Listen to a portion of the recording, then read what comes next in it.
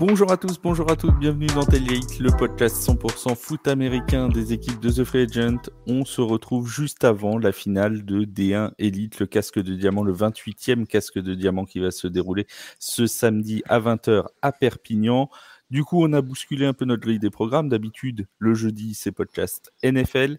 Et bien là, on va faire un podcast de D1 Elite en 2 parties. Pourquoi 2 parties ? Tout simplement parce qu'on a voulu vous inviter des joueurs qui feront partie de cette finale de D1 Elite, mais les emplois du temps du Flash et des Black Panthers ne sont pas les mêmes. Donc, on a dû s'adapter quelque peu. Et on va faire donc en 2 parties, en commençant par nos amis du Flash de la Courneuve qu'on va vous présenter tout de suite.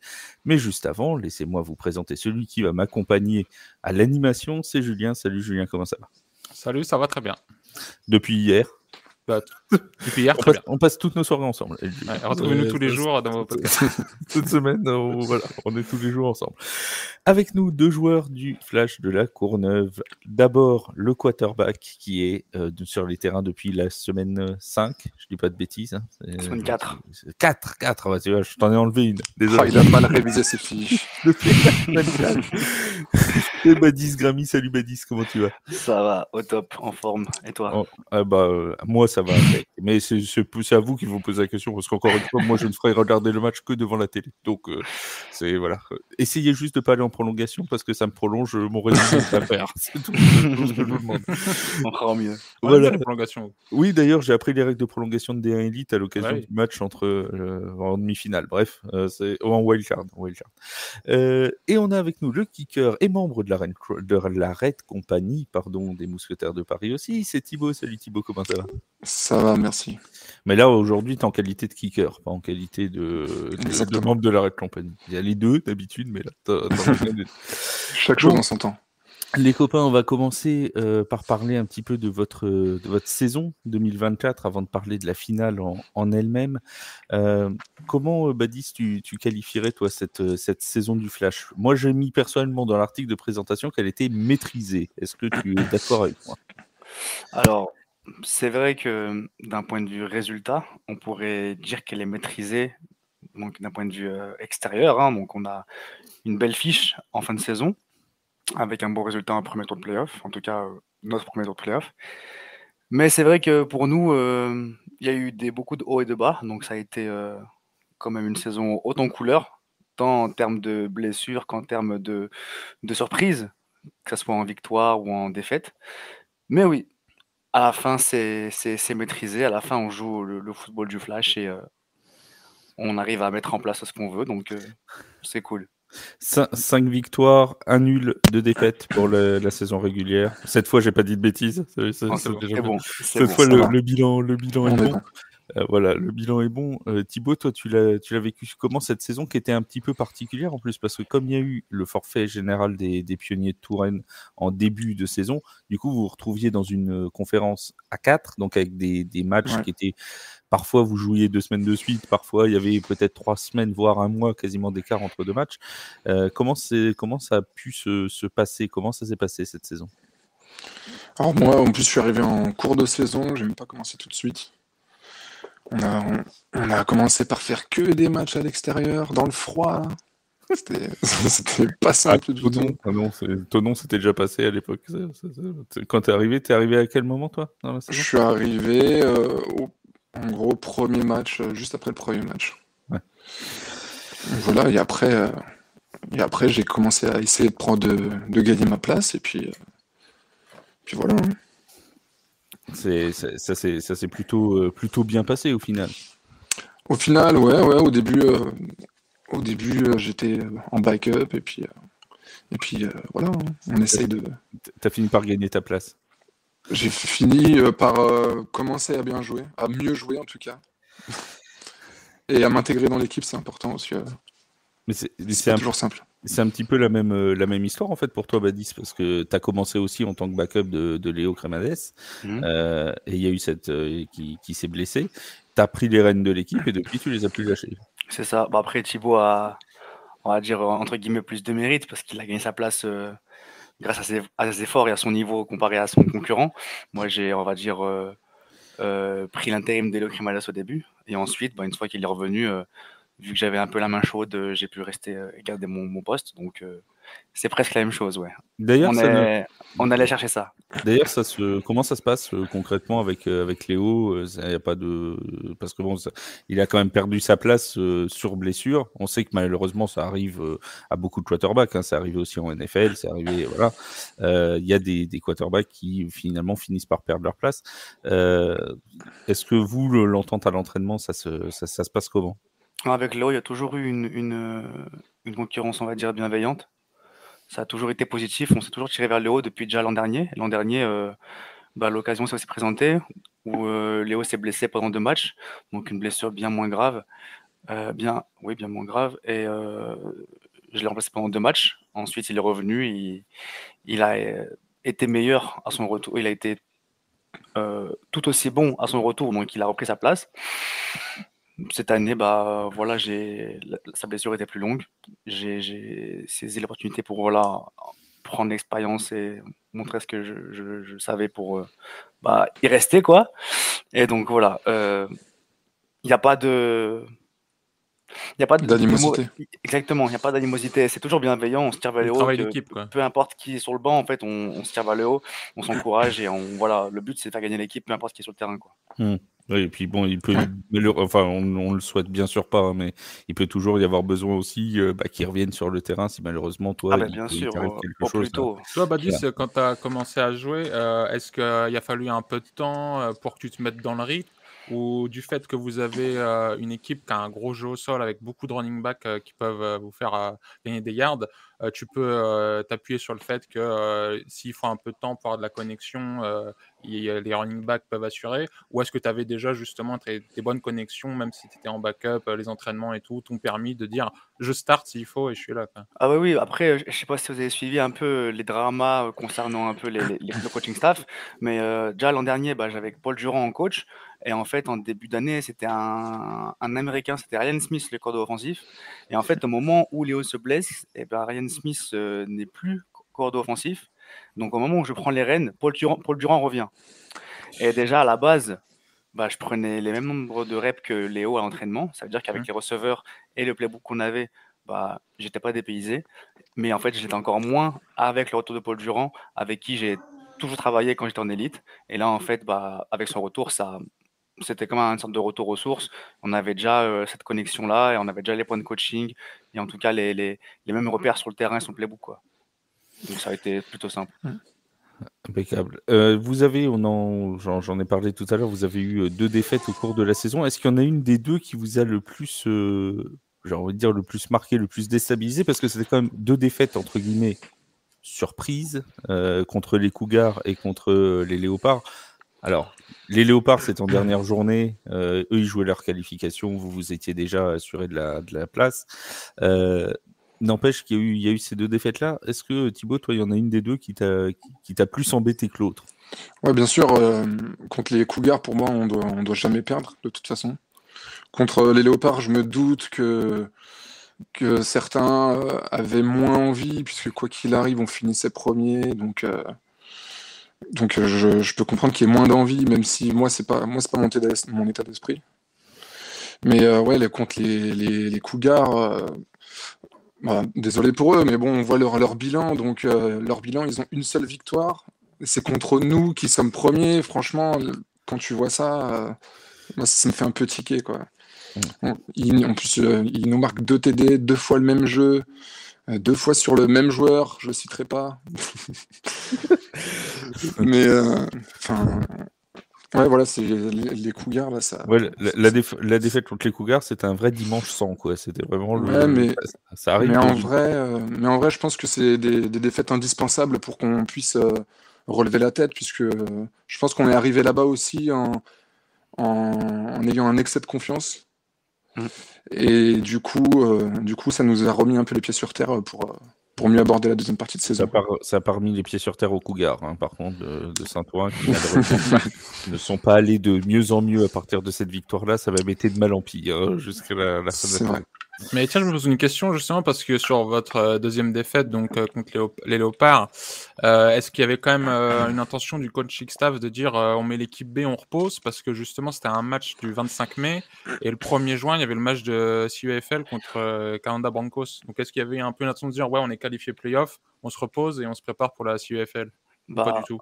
en vrai, je pense que les coachs entre eux se étaient dit, mais ils nous n'ont pas communiqué pour pas qu'on lève le pied justement à se dire bon, on va faire tourner, ça va être un match sans enjeu.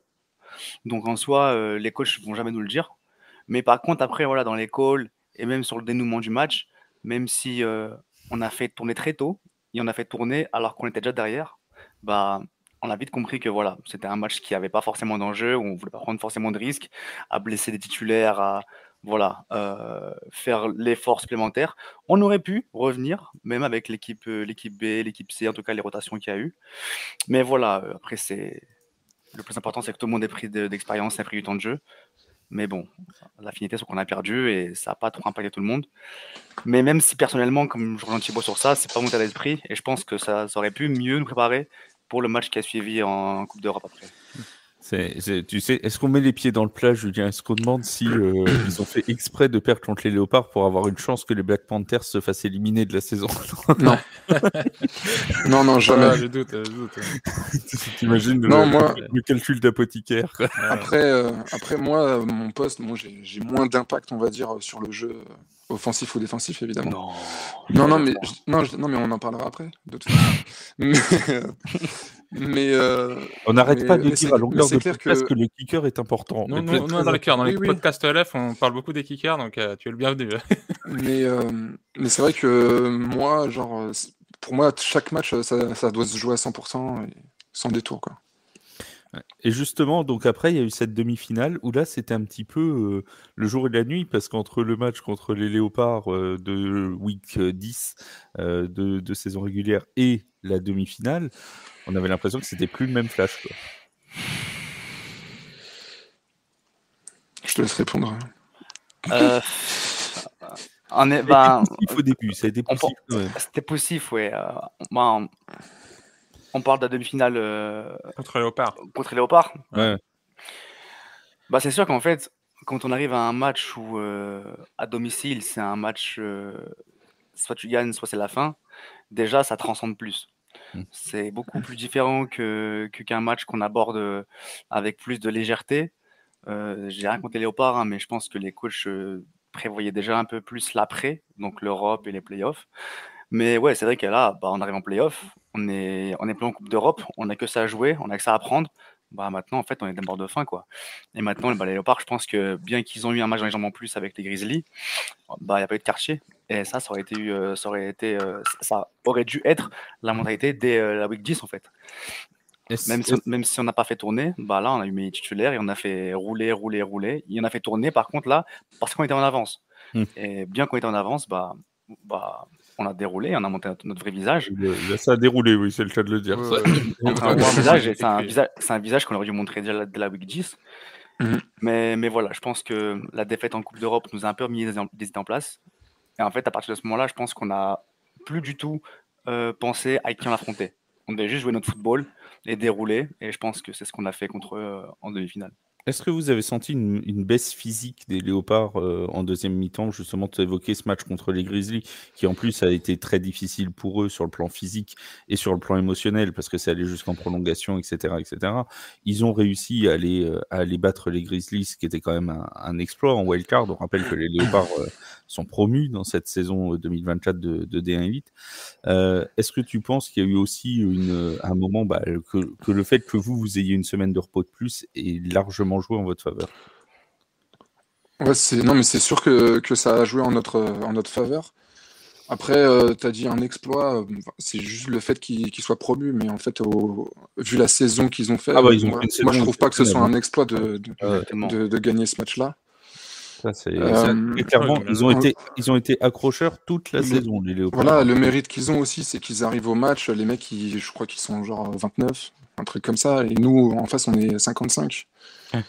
Donc forcément, oui, comment dire, le physique, il joue à un moment, donc Ils ont un match dans les jambes la semaine juste avant. Derrière, ils nous jouent. Nous, on a 2 semaines de repos tranquille. Forcément, on était mieux en jambes. Leur saison était déjà d'ores et déjà réussie à Exactement. nos amis des Léopards, qu'on salue d'ailleurs, parce que vraiment, effectivement, il Ouais. faut leur tirer quand même un coup de chapeau pour Ouais, cette belle saison. Ouais. cette excellente saison qu'ils ont faite. Et Tout à fait. avec un nombre de matchs accrochés, ils avaient accroché, me semble-t-il, les Black Panthers en Tout à saison fait. régulière. Ouais, match Et nul les matchs nuls à 34-34. Exactement, Ouais. match nul et défaite de 2 points. Donc, Ah ouais, non, vraiment, ils ont super. fait, avec un Justin Fontenot notamment, qui avait été assez exceptionnel pendant toute la saison. On parle un petit peu, alors on l'a évoqué juste avant de continuer sur la finale de D1 Elite, juste un petit mot sur le match de Coupe d'Europe, parce que il y a eu, enfin le match, ça a été un non-match en fait, ce match contre les Calanda Broncos. Je l'ai vu en intégralité puisque je faisais le résumé ce jour-là. Honnêtement, on avait vraiment l'impression que rien n'allait, quoi. Bah, moi, je vais parler en tant que quarterback et juste en ma personne. Ce genre de match, c'est des matchs qui, en fait, qu'on gagne ou qu'on perde, on va beaucoup apprendre. Là, on a appris dans la défaite et on a beaucoup appris parce que, de mon point de vue, voilà, on marque 0 points. C'est un échec total offensif, alors que, bah voilà, le Flash de la Courneuve, connu pour avoir un jeu de course solide, avec le style de Paul Durand et des play action explosifs qui peuvent surprendre, on n'a pas réussi à dérouler notre plan de match. Et en fait, bah voilà, on s'est fait museler et on en a beaucoup appris. La défense voilà, a encaissé des longs drives, mais les a limités à 14 points. Et d'ailleurs, en fait, ça nous fait la différence qu'on n'a pas réussi à faire. Donc, sur le plan physique et le plan tactique, on s'est fait dominer. Et ça sert à rien de dire que si on le rejouait, si ça, ils ont été meilleurs sur tous les aspects du jeu, en tout cas, moins attaque contre leur défense. Donc, voilà, pour ma part, c'est une défaite qui est compliquée, mais qui est très, très, qui apporte beaucoup de choses en termes de connaissances, en termes d'aspect, de comment voilà, anticiper, préparer un match, quoi. Ça a dû être frustrant quand même pour toi parce que ce match-là contre les Calanda Broncos, il y a eu vraiment une mainmise en fait sur le chronomètre aussi de la part de l'attaque des Broncos. Ils utilisaient énormément le jeu de course, des drives très longs, et ça devait quand même être assez épuisant de se dire bah en fait ils sont sur le terrain 6, 7, 8 minutes et Exactement. derrière on peut rien faire, quoi. C'est ça. En plus, on avait notre système de no huddle. C'est-à-dire qu'en fait, si on fait 3 jeux en no huddle qui se passent en un claquement de doigts et que ça marche pas, en fait, on rentre et on sort en moins de 2 minutes, quoi. Alors qu'eux, ils sont là sur le terrain et pendant 8 minutes, bah, on est là en fait à encourager la défense, on n'a plus de voix à la fin. Même d'un point de vue collectif, c'est compliqué. C'est compliqué en fait de se dire, bah, on fait un jeu, on se relève, il marche pas, ça marche pas, ça marche pas. En fait, on passe notre temps à faire des corrections sur le terrain, sur le côté, et on voit la défense se faire driver, donc c'est compliqué. Même vis-à-vis de Thibaut, les peu de fois où on a eu des occasions de leur côté du terrain, on n'a pas réussi à mettre le kicker dans des bonnes conditions pour marquer des field goals De 60 yards. Mais voilà, entraîne-toi, dans des meilleures conditions. mais oui, mais écoute, entraîne-toi à taper plus loin aussi. On t'appelle pas Non, le écoute, Justin Tucker de la Courneuve pour rien. non, j'ai eu une tentative, je l'ai échoué, j'assume totalement. Mais ouais, du coup, ouais, voilà. Concrètement, c'était un match très, très compliqué. Ils ont très bien géré le temps. Ils ont un plan de match qui a fonctionné. Ils nous ont bien muselés. Et je pense que autant les joueurs comme les coachs, on a beaucoup appris de ce match. Mais comme tu dis, ouais, vous avez quand même limité à 14 points. Et je crois que les 14 points, c'est que dans la première période. Exactement. En deuxième mi-temps, il y avait C'est pas de ça. points. Et Bah, puis c'est encore plus là, frustrant, et eux, les Broncos là, viennent de perdre le ball là, C'est contre ça. Danube. Donc, Danube Dragons, ouais. la défense, ils ont éteint leur running game. Donc, bon. Oui. Bon, je pense Ouais. qu'ils ont étudié la vidéo, hein. Mais bon. Oui. Est-ce que toi, même au niveau de l'équipe, là, c'était la première fois que toi, Badis, tu prenais des snaps dans un match de CFL en tant que starter? Non, j'avais joué les machines. Justement, en fait, la Ouais, différence, mais c'est que même je parle d'années avant, pas parce que oui, là, vous avez joué machines avant, mais en Coupe d'Europe, tu parles? en Coupe d'Europe, tu as joué en Coupe d'Europe Ouais, en étant non, starter. c'était ma première campagne Coupe d'Europe cette année. Et voilà, ma première fois, j'ai côté Mine Machine, ça s'est très bien passé, donc j'étais en totale confiance. 3 TD, plus de 230 yards à la passe, enfin tout s'est bien passé. C'est un match fou, les Mine C'est un match Machines. fou. Exactement, le run game fonctionnait, le pass game fonctionnait. Bon, on s'est fait un peu remonter un petit frayeur en deuxième mi-temps, mais C'était à la les fin, on special a teams avec les ah, kick-offs là. ah oui, à la fin, on a C'est la victoire, dingue. donc c'est le plus important. Oui. Mais voilà, on joue J10 côté Léopard, on perd. On se dit, bon, on a fait tourner, notre vrai jeu, c'est pas celui-là. Et en fait, on arrive, on se fait surprendre et on perd encore 2 défaites de suite. En fait, on se pose beaucoup de questions à ce moment-là. Ouais. Mais après, voilà, les coachs et leur expérience ont fait que ils ont su nous remettre dans les rails. On a resimplifié les choses et on a su se réconforter et se ressaisir contre les Léopards en demi-finale.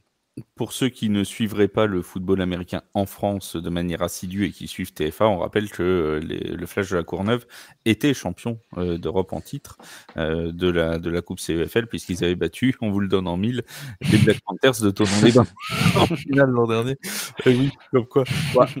Autant vous dire que, je vais pas vous mentir, j'avais pas mis l'article au chaud pour l'annonce d'une réédition de la finale, mais je m'étais dit, bon, c'est plutôt bien parti quand on a vu Bien que parti pour les avoir deux 2 semaines clubs d'affilée en la même finale. affiche. Et en Ouais. fait, en CFL. je dois vous remercier parce que du coup, le samedi 22, du coup, j'ai moins travaillé, tu vois. J'avais Tout était prêt. pas le résumé de la finale à faire, du coup, tu vois. Déjà, ça de prix. Non, mais voilà, c'est vrai que ça a été 2 matchs et c'est marrant parce qu'on en parlera demain avec nos C'est des invités bons de Black matchs, hein. Panthers. Mais c'est pareil, vous êtes passés, enfin, on a l'impression aussi du côté des Black Peaks qui sont passés un peu au travers de leur demi-finale. Ça avait bien commencé, puis tout s'est effondré d'un coup et il n'y avait plus rien qui fonctionnait. Et c'est vrai que nous, déjà, quand on le regarde, on a cette sensation-là. J'imagine la frustration que ça doit dégager sur le terrain quand on est partie prenante du jeu, quoi. Ouais, pour avoir un peu regardé le match, la défense a fait aussi le travail à limiter leur attaque à 2 TD, comme la nôtre. D'ailleurs, l'offense ne se déroule pas. C'est frustrant. Je pense que ça peut être frustrant. En vrai dire, je sais pas ce qui est le plus frustrant. Si c'est pour un défenseur qui fait le taf à la fin, limite à 2 TD, ou pour l'attaque qui marque 0 points, ou que 6. Donc bon. C'est un peu le débat qu'on a eu hier avec Oui, les avec, mousquetaires sur le match du Rainfire avec le match du Wanigan. Rainfire de Paris où tu as la défense qui maintient le Rainfire à moins de 20 points, mais l'attaque qui a pas Ça réussi. suffit pas. Et comme dirait Digan Gomis, c'est un travail d'équipe, donc attaque ou Exactement. défense, on est ensemble. Exactement.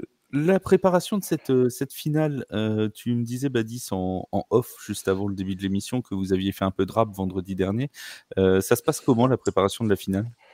Alors, d'un point de vue plan de pratique, Ouais. on prépare la finale comme Nicolas Simoneau a pu déjà commenter sur les réseaux sociaux. D'un point de vue plan de pratique, rien ne change. On prépare ce match comme si c'était du coup un match.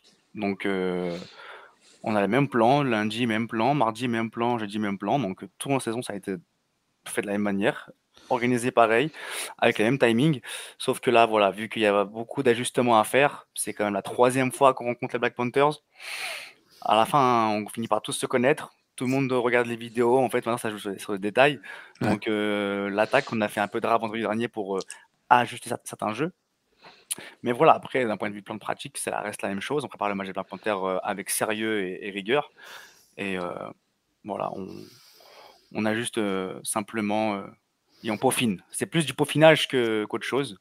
Donc voilà, hein. Après, d'un point de vue special team, je pense que Thibaut. C'est ce que j'allais dire. Thibaut, parce que bon, tu vas jouer dans un stade que tu connais pas aussi, dans lequel vous avez jamais joué. Perpi, ouais. C'est à Gilbert Brutus, qui n'est même pas le stade d'habitude des Grizzlies catalans, que de toute façon vous n'avez pas rencontré. Mais en plus, c'est un stade complètement nouveau, quoi. Ouais, en plus, nous, on a l'habitude de jouer sur synthé. Là, c'est de l'herbe, comme chez les Black Panthers. Complot Comme par hasard. Non, ouais, c'est pas la même chose, mais de toute façon, quoi qu'il arrive, on va gagner. Y a-t-il plus de vent à Perpignan ou à La Courneuve? C'était la question. Après, à Perpignan, j'ai vu qu'il y avait des gradins qui entouraient tout le stade. Oui. Donc, Ah, on sera moins influencé qu'à La Courneuve. Vous faites Ah un bon entraînement C'est là vrai. quand vous arrivez ou avant le match dans le stade ou pas? Ou ça sera le match la première Alors, fois? dans le stade, je sais pas, mais vu qu'on arrive la veille, je pense qu'on fera quelque chose à l'hôtel ou quelque part. Hein, donc, Ouais. Oui, il n'y a pas de un training. entraînement. Il n'y a pas de training dans le stade avant pour prendre des reps sur le terrain, quoi. Bah après, Non. après c'est la routine classique quoi Oui, d'avant-match. oui, oui. Ouais, il y a le d'avant-match, warm-up, quoi, c'est tout. le warm-up, Ouais. c'est tout. C'est-à-dire que le warm-up, C'est ça. Ouais. Et pour ceux qui connaissent le rugby, le stade Gilbert Brutus, c'est le stade des Dragons catalans de rugby à 13, pour ceux qui suivent la Exactement. Super League Exactement. de rugby à 13, donc l'une des meilleures équipes de rugby à 13 du championnat anglais, puisque les Dragons catalans jouent dans le championnat d'Angleterre. Voilà. Logique. Oui, vous êtes le sur. c'est pas notre truc. Comme ça, c'est comme ça. Hein. Ça me rappelle mes belles années où je regardais Beansport avec le rugby à 13. Bon, malheureusement, ils ont perdu les droits de la Super League, donc on les voit plus. Mais ça, c'est un autre problème. Quelle est pour vous, Thibaut, la principale force du Flash pour gagner cette finale? Comme on dit, hein, comment dire, les attaques, elles gagnent des matchs, les défenses, elles gagnent des championnats. Voilà, c'est tout. Notre défense, pour moi, c'est ce qu'on a de plus solide. Désolé, Badis. Voilà. Badis, tu peux aller dormir. Non, pas besoin de toi. Ça non. Ah, si, bien sûr. Bien sûr. Badis, mais... tu peux mettre au repos tout ton jeu de course avec. Et puis tu vas dire à et compagnie d'aller après, évidemment, c'est un tout, mais je pense qu'on a vraiment une très bonne défense qui n'a cessé de s'améliorer durant la saison. Donc je pense que de toute façon ça va se jouer, je pense que ça va être un match très défensif, comme on disait, comme les deux équipes elles se connaissent vraiment très bien. Ça risque de se jouer à des détails, quoi. J'en reparlerai juste après, mais c'est vrai qu'il y a eu ce 14-14 là, le deuxième match de la saison régulière. Et tiens, justement, un match où il n'y a plus. C'était sous la pluie. Un match où il a plu. Oui, mais justement, c'est un peu difficile. Est-ce qu'il pleuvra à Perpignan samedi? Alors ça, j'ai pas regardé la météo. Ouais. Il y a un orage. Et pourtant, on m'appelle le Evelyne Delia de TF1, mais là, j'ai pas regardé la météo. Ils ont prévu de l'orage, si vous voulez le savoir. Non, mais c'est vrai qu'on a eu deux matchs un petit peu particuliers entre les Black Pay et le Flash cette année, parce que sur le premier match, il y a beaucoup de commentateurs qui ont dit oui, mais les Black Pay n'avaient pas leur quarterback, puisque j'ai perdu son nom. José Tabora s'était blessé et il n'avait pas encore Kyrie Lane. Et sur le deuxième match, il y a eu ce temps qui était pas très bon. Et ce match, je sais pas comment ça donne deux matchs un peu off. T'as pas l'impression que c'est pas du full performance, du complete game comme t'aimerais voir. Et en fait, ouais, c'est peut-être, je sais pas, justement, vous personnellement, c'est intéressant de savoir que vous préparez le match comme d'habitude, parce que c'est vrai qu'au final, les deux matchs que vous avez eu contre eux, on pourrait dire que c'est pas vos matchs les plus complets. Depuis le temps, tous les phases de jeu ont step up. Le dernier match, c'est un match nul. On avait vu que cette année dans la ligue, les matchs nuls, on se demandait combien il y en avait. C'était sous la pluie, donc ouais, c'est pas. Ouais, j'imagine que peut-être, voilà, on va avoir un match explosif là, si tout se passe bien, quoi. Bah, déjà là, en deux matchs en saison régulière, le 11 de l'attaque Black Pay et Flash et le 11 défensif Black Pay et Flash, en deux matchs, c'était pas les mêmes. Ouais, c'était déjà rien que ça. Déjà en deux matchs, on a eu 4 QB différents. En deux matchs, on a eu deux défenses différentes avec l'arrivée de Lucas Belluire qui se blesse, Cheska qui revient. Même chez nous aussi, il y a eu des départs et des nouveaux. Donc déjà, c'est deux équipes différentes qui se rencontrent à chaque fois. Là, je pense que voilà, ce sera l'ultime affrontement. Et en plus, je rebondis sur ce que dit Thibaut. Moi, je suis pas d'accord sur ce point. Je pense que en fait, ça va être un match plutôt offensif parce que la meilleure défense c'est l'attaque. Donc on va se cacher. Et je pense qu'en fait, avec le temps, on a appris à trouver les défauts des défenses adverses. Et je pense que ce sera celui qui mettra le plus de points, comme toujours. Mais là, je pense que ça sera plus haut que l'on pense dans les chiffres. Je pense que ça peut ressembler à une finale historique qu'on a pu avoir Flash Black Panthers à Charletti. Ouais. Donc moi je serais plus sur une finale plutôt offensive. Ouais. Bah c'est le moment. Merci Badis, tu viens de me faire une passe tel Badis Grammy pour je prends la balle au bon, si tu le permets, pour rappeler qu'on a fait un petit article il y a 2 jours sur l'historique justement des confrontations entre les Black Panthers et le Flash de la Courneuve en finale pendant les finales du casque de diamant. Non, il a d'ailleurs sorti ce matin. C'était pas il y a quelques jours, c'était ce matin. Et donc du coup, voilà, on a fait ce petit article là où vous pourrez retrouver notamment le match où il y avait eu 40 points de chaque côté. Je crois que c'était 44-41, je crois, de mémoire, quelque chose comme ça. Comme ça, ouais. L'occasion de rappeler qu'en 6 confrontations lors lors du casque de diamant, le Flash de la Courneuve s'est imposé à 5 reprises contre les Black Panthers de Thonon-les-Bains. C'est plutôt à votre avantage. C'est plutôt, voilà. L'histoire tourne pour vous après. Hein, on verra ce qui se passe. Comment tu l'abordes, toi? Parce que c'est ta première finale, du coup, Badis. C'est pas trop stressant? C'est la première finale en tant que titulaire en élite. C'est vrai que ça fait beaucoup de facteurs importants.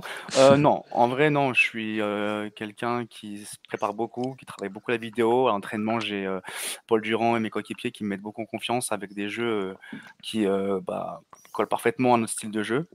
Et avec mon style à moi aussi, on se base sur un gros running game et une grosse O-line. Moi, j'ai les outils nécessaires. Je sais que même si on arrive en red zone et que ça passe pas, on a un kicker qui peut mettre des points au pied. Donc, je pense qu'à partir du moment où moi je suis bien et que je reste focus sur mon match, je pense que l'attaque peut bien dérouler. Je peux distribuer ballon aux playmakers qui feront les jeux. Donc, playmakers qui peuvent être tous nos running backs, tous nos receveurs, comme aussi Thibaut, parce que les 3 points, c'est très important et je tiens à le souligner. Surtout dans un match qui risque d'être serré. Exactement. Donc non, moi ça va. En tout cas, à l'instant T, alors où je vous parle, peut-être que c'est vos voix qui m'apaisent, mais pas stressé. Je suis pas stressé pour l'instant et je pense que ça va pas drastiquement changer d'ici là. Je le sens bien et finalement, en fait, je me dis que c'est un match comme un autre, même si sur celui-là, je pourrais peut-être un peu plus risquer ma vie que les autres, mais ouais, on l'attend et j'attends en tout cas avec impatience. On va regarder ça avec une grande attention, en tout cas samedi. Et c'est vrai, tu en parlais du running game, c'est vraiment impressionnant du côté du Flash. On en parlait en off avec Julien, mais quand tu vois quelqu'un comme Jason Bofunda par exemple et running back 3 quasiment, tu te dis, c'est une profondeur de fou, quoi. Tu vois la profondeur du running game quand même du Flash. Grosse saison de FG Pion. En fait, on peut même pas en citer qu'un. C'est les 4, c'est FG Pion. Dès qu'il sort, Judson fait un sale boulot. Dès qu'il sort, Judson fait un sale boulot. Vous êtes jamais un coup de running back, quoi. Il y a tout le temps quelqu'un. T'imagines la défense en face, comment elle doit être en sueur à se dire, merde, il y a tout le temps un running back qui peut être envoyé, quoi. Et qui peuvent tous jouer. C'est-à-dire que tous peuvent catcher, tous peuvent jouer inside, outside. À bout d'un moment, en fait, le 8e running back, on se dit que c'est Thibaut. On se dit que c'est bon, on est bien dans la comme ça. Donc tu vois, tu pries des règles en running back. Thibaut a un jeu destiné où c'est un fake kick et où il part à la coupe. Faut pas spoil. Non, les Black Pay nous écoutent. T'avais dit de pas le dire. Encore Nicolas Simoneau et Paul Durand qui vont venir me parler dessus. Non mais toi, tiens Thibaut, c'est quoi t'as une petite préparation quand même spéciale cette semaine? Tu te dis tiens, je vais beaucoup kicker, je vais essayer d'aller chercher quelques yards en plus. Je vais me coucher tôt, je vais pas participer au podcast. Ouais, ou tu te couches tôt, ou non, mais tu travailles des détails, peut-être, je sais pas, des trucs de dernière minute. En vrai, ouais, je m'entraîne un peu plus, légèrement plus au field goal. Comme on l'a dit, ça peut se jouer à ça, donc oui, mais sinon, en vrai, il n'y a rien de plus que d'habitude. Juste, faut que je me concentre là-dessus. C'est une finale, c'est une fois dans sa vie, on va dire. Bon, avec le Flash, ça revient souvent. Oui, mais moi, tu vois, genre, ça faisait 5 ans que je n'avais pas fait de sport. J'arrive, je me retrouve en finale de championnat de France. Ça n'a aucun sens. Ça n'a aucun sens ce qui se passe. Donc, pour moi, je me dis, c'est sûrement la dernière fois de ma vie. Donc, je vais jouer comme si c'était la dernière. À fond. Moi, tu vois, ça me laisse de l'espoir. Ça fait 20 ans que j'ai pas fait de sport, tu vois. D'une chance, l'an prochain, je vais demander à ce qu'on me prenne au Flash. Peut-être que ça marchera. Peut-être la finale l'année prochaine. La finale, mais sur le bord de terrain comme journaliste. Je serai pas moins loin. Ouais, ce sera moins loin. Tiens, d'ailleurs, on en profite pour vous rappeler que la finale de D1 Elite est à suivre sur le YouTube de la 3FA et sur Sport en France également, si vous avez la chaîne sur votre abonnement. Les highlights seront à retrouver où? Et les highlights, bien évidemment, sont à retrouver sur Spring FB News. Spring Football News, oui, mais si tu tapes sur le truc, c'est Spring. Non, mais sur YouTube, vous tapez Spring Football News, Highlights D1, maintenant ça commence à être bien référencé. Voilà, et vous retrouvez Julien, et puis de toute façon, je demanderai à ce que le compte TFA relaie les highlights de Julien, et puis vous pourrez retrouver le résumé de la finale de D1 Elite dès la fin du match. En texte, évidemment, puisque c'est moi qui vais l'écrire, donc je sais qu'elle sera disponible. Oui, on n'est jamais aussi bien servi que par soi-même. Hein. C'est bien. Question piège, les amis. Oui, il en fallait une. J'en ai deux. Quel est pour vous, on va commencer par Badis, quel est pour toi le plus gros danger du côté des Black Panthers? Le plus gros danger, c'est c'est le fait qu'ils camouflent très très bien leur schéma défensif. Donc c'est quelque chose qu'on a essayé de décortiquer avec Paul. Charles Torneau, le défensif coordinateur des Blacks, et c'est quelqu'un qui coach très bien sa défense, qui sont très disciplinés. Et voilà, il va falloir que pour ma part, je sois très très attentif à tout ce qu'ils peuvent cacher. Donc voilà, ce qui est dangereux, c'est un peu leur défense, leur couverture cachée et leur changement de personnel aussi, qui est assez très très embêtant sur la O-line. C'est bien, tu es resté poli, c'est très bien. C'est parfait. Thibaut, pour toi, le principal danger des Black P? Pour moi, comme je suis sur Kickoff, évidemment, comme beaucoup de commentateurs l'ont dit, ils ont les meilleurs returners de France. Hein, donc, le danger, Adèle. Hein. Coucou. Pardon. Coucou. On salue Adèle. Non, voilà, il me fait pas peur, mais quand même. Il doit faire des cauchemars aux deux. Je sais pas, exactement. les kick-off et les interceptions. Adèle. Un sacré joueur, Adèle. Adèle, c'est Exactement. évidemment Adèle Bavdil qui sera avec nous d'ailleurs demain dans le podcast avec Léo Sartel pour représenter le Black Panther. Donc comme ça, on pourra lui demander s'il a peur de Badis Grammy. Comme ça. Ouais. Monsieur. Peut-être, il va savoir. On ne sait pas de qui il a peur. On n'est pas dans sa vie. Et dernière question, les copains, un petit pronostic. Alors évidemment, je veux le vainqueur et le score du match. Pas de prolongation. Tout ce que vous voulez. Je vous demande de me promettre que s'il y a une prolongation, tu me tentes le kick-off, le coup de pied de 55 yards, ou Badis, tu me balances une Ave Maria. Enfin, tu fais ce que tu veux. Mais pas de prolongation. Ouais, on finit sur une Ave Maria de Badis. À la Léo Cremades. Voilà, Stéphane Fortes, 70 yards. Le premier match de la saison, c'est bien fini comme ça pour le Flash. Donc pourquoi pas le dernier, hein, allons-y, soyons fous. Non, un petit score et vainqueur du match. Mais moi si tu me demandes personnellement ce que j'aimerais, évidemment, genre un petit flash, victoire flash, un 20-18, je mets un field goal à 3 secondes de la fin. Avec le point quand même. Ah bah oui. C'est le mieux. Ça c'est le côté égoïste, hein, mais sinon évidemment j'ai envie de gagner 42-0 quoi. Alors, c'est peu probable. Pour moi ça va être plus compliqué de pronostiquer un score, mais là je dirais bien évidemment victoire flash. Victoire flash avec notre défense qui fait la différence en fin de match, et je dirais un +2. Sans dire de score, je dirais un +2. Un +2, ça va. Ouais. Bon, Julien, toi, je te demanderai demain. Tu as le temps de réfléchir jusqu'à demain. Non, je peux en donner un. Non, justement. Vas-y, donne flash ce soir et donne Black P demain. Pour troller un peu. Non, bah... Alors aujourd'hui, je dis le flash 35-12. Voilà, je dirais des Black P 34. Aujourd'hui, je dis flash et demain Black. Non, mais sérieusement, allez, victoire flash 26-18. Ah oui, quand même. Ah oui. Tu dois quand même dire, il y a des points dans le match, mais peut-être qu'au final, le résultat pourrait être l'inverse. Mais voilà, de ce que j'ai suivi à la saison, j'ai quand même victoire flash. Voilà. C'est... Ok. Très bien. Et toi? Et dommage, je ne passe pas de prono pour les Black P alors. Moi, je suis neutre. Moi. Non, allez, mouille-toi. Allez. 21 partout. 21 partout. Ah, et le gars, il dit 21 partout, ouais. il ne veut pas de prolongation. Hein. On aurait dû dire non prono l'overtime. Je dis 21 partout, comme ça je peux relancer mon article sur les règles de la prolongation de la D1 Elite, ce qui nous fait des vues au niveau de et c'est ça qui est bien. C'est ça qui est sympa. Bon, Thibaut, par contre, tu dois nous promettre un truc. C'est une tradition dans le podcast ELF, on va le mettre dans le podcast D1. Si tu marques le field goal de la victoire, tu es obligé de faire une célébration TFA, du coup. Tu dois caser TFA dans l'interview de fin de match, ou tu fais ce que tu veux. Ah, carrément. Okay. Ah ouais. Nous, on est comme ça, on a demandé à tous les mousquetaires, jusque-là, ça n'a jamais marché.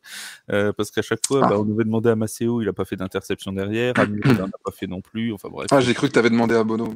Zach Edwards, il n'est même pas venu du tout. Bon, enfin bref, c'était une catastrophe. Mais on compte bien qu'à un moment ça marche. Donc là, on en a 2 et on va avoir 2 Black Panthers. Il y a bien quelqu'un qui va nous faire une action décisive dans le match. Mais est-ce que c'est pas vous qui portez la poisse du coup? Peut-être, c'est pour ça qu'on a La invité TFA les deux. Curse, hein. C'est pour ça qu'on Ok. a invité les deux équipes, comme ça on pourra pas nous taquiner ensemble de la presse. Il n'y aura pas de souci là-dessus. Julien, Allez, est-ce que t'as je encore note. une question? Non, je pense qu'on a fait un peu le tour. Hein. Eh bien, c'est parfait. Et t'as vu, on est dans les clous du temps qu'on avait donné. C'est pas mal, c'est pas mal. On est Pas bien. mal, pas mal. En tout cas, merci beaucoup Thibaut, merci beaucoup Badis d'avoir Merci à été toi. avec nous. C'était un Merci à un vous, les gars. véritable plaisir.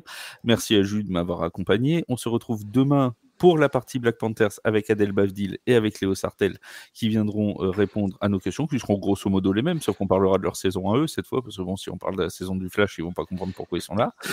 Et on vous dit à tous, du coup, à demain. Et d'ici là, eh ben, n'hésitez pas à aller voir tous les articles de D1 Elite et bien sûr tous les articles sur TFA et à suivre le Flash de la Courneuve et les Black Panthers pour cette magnifique finale de samedi. Salut tout le monde!